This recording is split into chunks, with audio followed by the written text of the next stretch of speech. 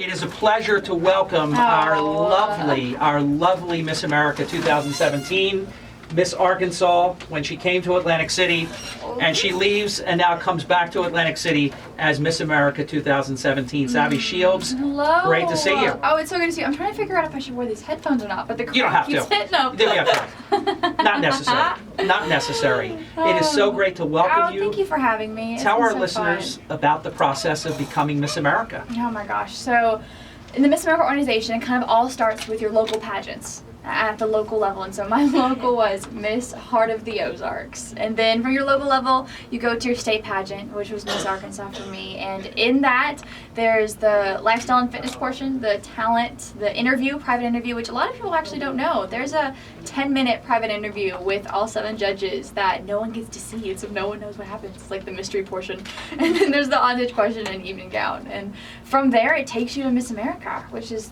the dream, and it's crazy. What was it like on Sunday, September 11th? Right. You're on the boardwalk in Atlantic City. Yep. You're in historic Boardwalk Hall. The place is Oh my packed. gosh. It was packed. The sound is unbelievable. And there is ABC TV's Chris Harrison I know. about to announce the next Miss America. And it's Right. kind of like a fake out because there's other people. One of you is going to be Miss America, Yeah. but some of you are not going to be. Exactly. And so it's got to be such a moment. What was it like hearing Chris Harrison announce your name? Well, first off, you're also freaking out because Chris Harrison's 10 feet away from you, and you've seen him on TV your whole entire life, and so it's weird from the get-go, and it's everything you always dream about, but again, you dream about it. You never think of it actually happening in reality, so whenever it does, you're not prepared in the slightest, and so whenever, they call your name, you're just hoping that you can walk straight because your knees give out, your heart races, and it's everything you've ever dreamed. And then you're to the final question. Yeah. And the final questions this year were not easy. Yeah. This was really, a lot of politically charged type situations. You get no time to think about it. Right. There's no doubt in my mind your whole entire body of work delivered you the crown. But I strongly believe the way that you skillfully answered that final question Oh, wow. about Thank Hillary you so Clinton, much. because you have to think about it. They're going to judge that. If it's really close, they're judging that. That's going to be the decider if it's close. And then right. let's just face it. You have Mark Cuban. He's supporting one candidate. You have other judges. You don't know who they're supporting. And I thought you gave an intellectually honest answer. Oh, thank you so much. But also you did it with a lot of finesse. Because when you said at the end, I think both candidates have done a good job. Oh, you I called them contestants. Don't worry. Okay. I was so I'm much sure in pageant they're mode. honored. Oh my gosh. Donald with the tiara, he's fine. But you, by covering your bases the way that you did, and all this has to happen with just your ability to do that with no thank you so preparation. much. I think if it was close, that won it for you. Oh, really? Well, thank you so much. That was the craziest moment for me because right after because I was the last to do talent, and so I finished my talent, sprinted backstage, and there was 4 hostesses trying to help me change to the next thing, sprinted back, and I didn't think I was going to make it. One of the security guards was like, do you need help getting on stage? And so I was like, I think I can do it. But I was, when I was on stage, my mom afterwards was like, I could see you breathing. I was like trying to make sure I was able to talk. But I was just thankful that I didn't pass out. The timing of that was difficult for you. Oh, People had much more time. crazy. Oh, it was unreal. It was just, made the time go by fast. I was going to say, maybe in a way, counterintuitive, maybe in a way, It not makes it having so- more time to exactly. think. You can't get anxious You're just that way. back in the game. You're just back on stage, and so you're just trying, to make sure you're standing up straight and that you're not falling over. What is that like when you start out with 50 plus contestants, and then all of a sudden on the final night, you have all these things. We're going to get into talent that you won and some of the other things, but all of a sudden, like that, you find out if you're going to be there towards the end. Right. And it all happens it's Fastest surreal, 2 isn't hours it? of your life. It's very surreal, and what's even more of an honor is that throughout the 2 weeks, because we're there for 2 weeks, in rehearsals and prelim nights, and you learn that every single one of the girls would be a great Miss America, and that's what makes it so much of an honor because I'm representing a class to where I know that every single one of those girls are the most inspiring, driven, talented, brilliant young women, and it's an honor to get to represent them. But it's crazy. Everyone's kind of make the analogy: you light your hair on fire for 2 hours and then it's gone. It's just crazy. I mean, it's chaos. You're running around everywhere. I wish there was like a backstage cam so people could see that we are full on sprinting back into our dressing rooms. But it's crazy. Here's something that I think, and we'll see what you felt about it, that I think is very good for the contestants.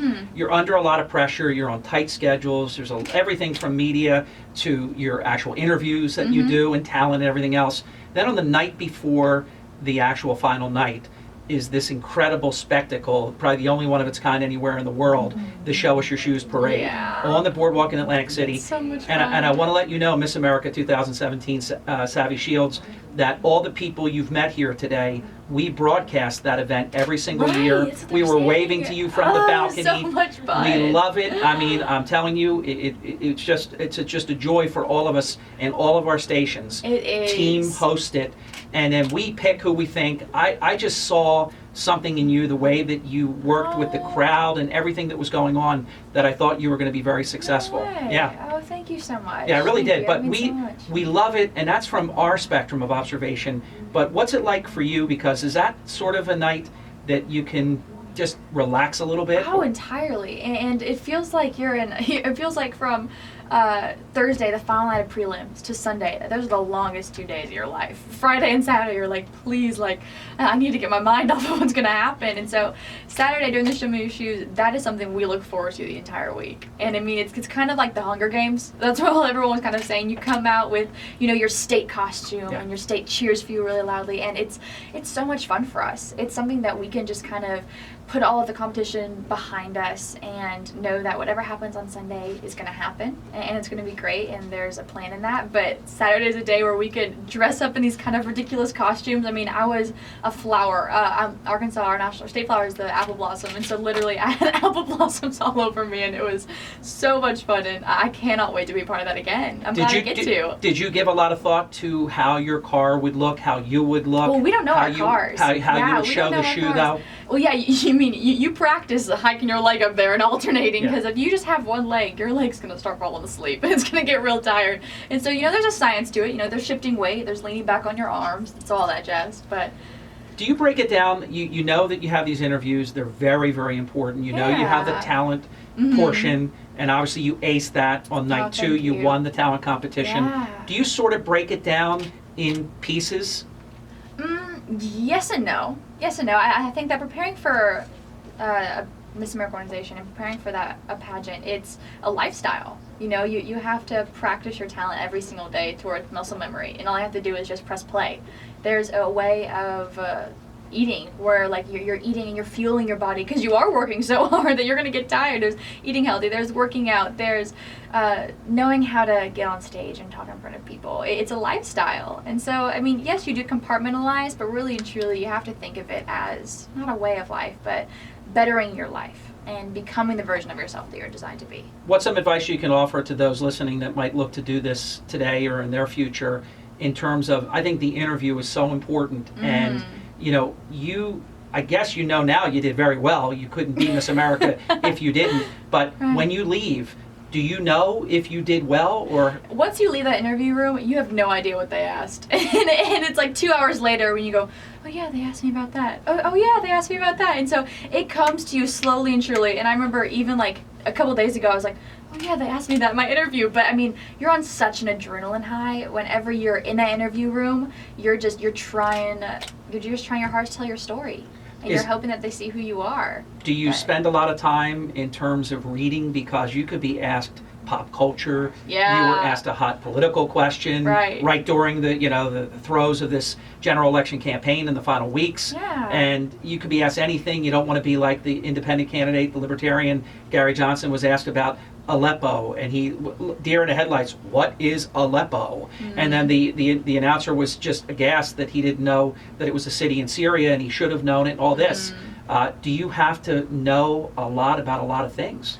Yeah, I think you do, but I think that the most important thing is you have to know who you are.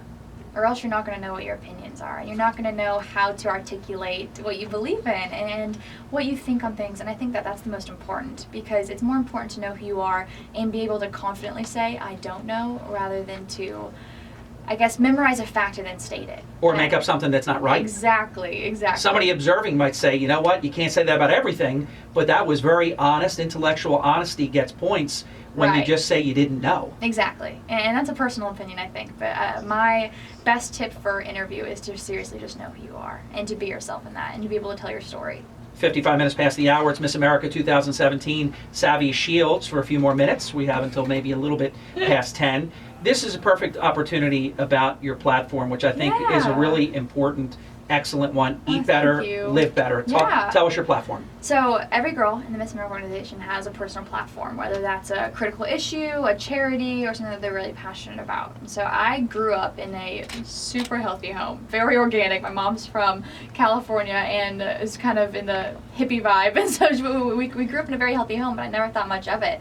And then went to college and realized that I needed to start taking charge of my health, not because of I needed a diet or weight issues, but because it was a quality of my life issue. I was fatigued, loss of concentration, had extra mental and emotional stress, and I needed to realize that I was sick and tired of being sick and tired. So I wanted to make the recognition of the correlation between what I was eating and how I was feeling. So hopefully I'll be able to do that. What I also think is very good about it, and if it's not the the hallmark of your platform, I think it fits well within this.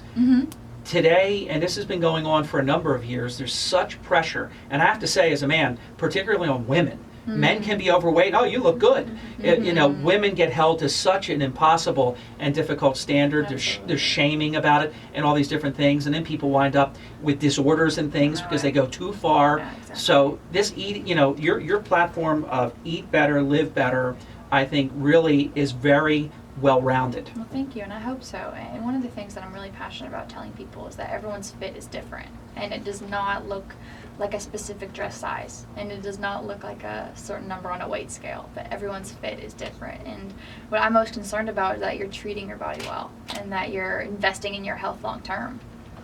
Was being here for Miss America for the 2 weeks and now since becoming Miss America 2017, was this the first time you were to Atlantic City? It was, yeah. What do you think? Oh, I mean, and I was, left Atlantic City whenever I won to New York, California, across the country and back, and it was, whenever I came back into the airport, I was just, it's like my Miss America home. It's where such an important experience and moment in my life happened, and so Atlantic City will always have a place in my heart because of it. Wasn't it also neat to see all the former Miss Americas? Oh, it's so special, and to know that so many of them were also crowned in Atlantic City in Boardwalk Hall, I think is just so important. Almost all. Exactly. Just a few haven't. Just a few, yeah. Now, your year ahead, what are you looking forward to? The people. I love meeting people. It's where I get my energy, and so I can't believe that because of this job now I will get to have the opportunity and experiences and be able to meet people that I never would have been able to meet without this. I know one thing, and our listeners don't know this, but in an hour or so before Miss America 2017, Savvy Shields was in our studio. You were here. So many people just loving to see you, smiling. So you engage with people very well. Oh, I waved to you and said, you're an awesome Miss America, and I know you are, and you're going to be. Thank you so much. And there can only be one Miss America at a time.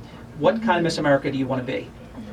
Hopefully I can be a light, and hopefully I can be a person of hope and a voice for people that don't get the opportunity to. I'm figuring, looking at my calendar, you've been Miss America for about 17 days. Almost, just about. What's it been like? It's been the best 17 days of my life. You've accepted, did you accept the moment you heard it, or did it take a little while to understand that you are Miss America? I don't think I fully understood it yet. I still don't think I understand it. And I was talking to, I think it was my mom a couple of days ago. I don't know when I will hit me. It may be next year whenever I crown the next girl that I'll finally realize that I was Miss America. But it's such an honor, and it's something that I've dreamed about for so long that it'll take a long time for me to fully start living the dream. It's so competitive, and I have a family member that competed. It's beyond competitive, but there's also such an esprit de corps, just decency, where I see genuine happiness. Like people hugged you when you won. Yeah, they didn't absolutely. win. but there's a genuine, you can tell, there's a respect, and it's something to be said for, it's okay to be happy for someone else. One of my friends, Miss Oklahoma, told me that night, or that next morning actually, that whenever I won, she felt like she won. And then I just lost it. I started bawling. But it's so true. I mean, you're with these girls for 2 weeks, and you're all kind of running on 2 hours of sleep. But you're in it together, and you're just so excited to become sisters. It's something very special that not many people experience. Do you, and you knew this as Miss Arkansas, and you've known this throughout, the time you've been competing in pageant competitions.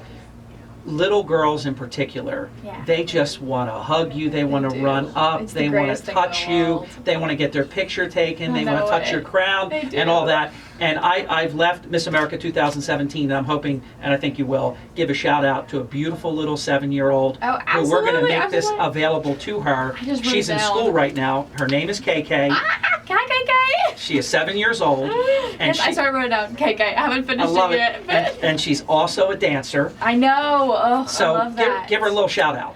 Hi, KK. Oh, well, you're in school right now, so stay in school. But I am so thankful that I get to write this to you. One of my greatest friends is named KK, and so we're already great friends because of that, and I can't believe you're a dancer. Keep on dancing. Stay with it. I know that ballet isn't always the funnest, but it'll make you a good one. And we're going to get KK a copy of the audio of today's program, so she will have this beautiful message from Miss America 2017, Savvy Shields. We have a minute from the time I know we have to let you go to your next appointment. Yeah. Closing comment on being Miss America 2017.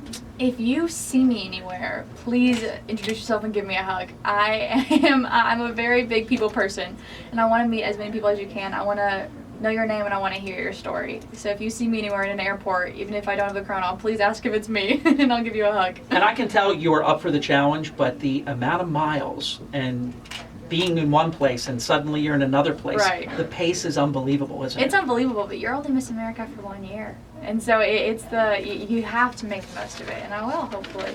But yeah, it's so apparent after just a few weeks that you are classy, you are just highly polished, every reason that you won the title, and it's an honor to present you here today. Thank you so much for having me. Oh, it's been so much fun. I forgot to tell you. What? And there's a hard break that's coming.